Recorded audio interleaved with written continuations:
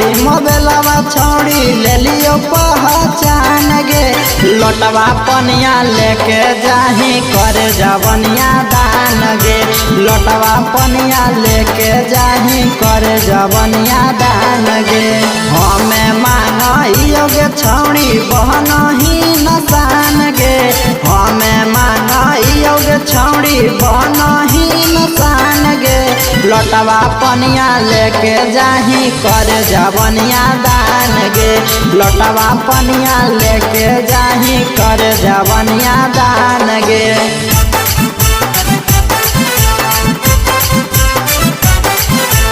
करे जवनिया दान गे।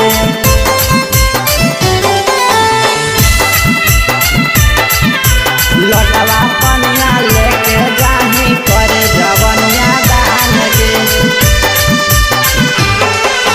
सरसों खेत में परसों जे खाली औ लहरी खेत में आज गे। पियावा संगे करही धोखा लाग हो ना लाज गे।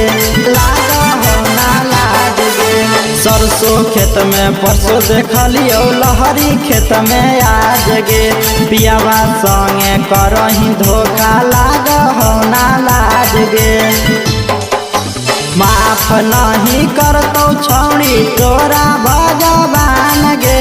माफ नहीं करतो छौड़ी तोरा भगवान गे। लोटवा पनिया लेके जाही करे जवनिया दान गे। लोटवा पनिया लेके जाही करे जवनिया दान गे। करे जवनिया दान गे।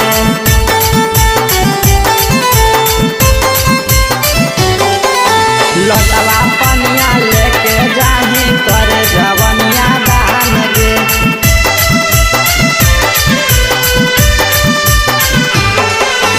एक गो चीजवा दही राजवा के रोज गे। कैसन पहले सवाद खूबे उठाबही तो मौज गे। मौज गे। एक गो चीजवा दही राजवा के रोज गे। कैसन पहले सवाद खूबे उठाबही तो मौज गे। गोलू सुर सब छौड़ी तोरे जजमान गे।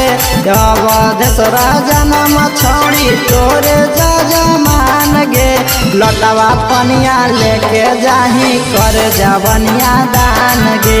लोटवा पनिया लेके जाही करे जवनिया दान गे।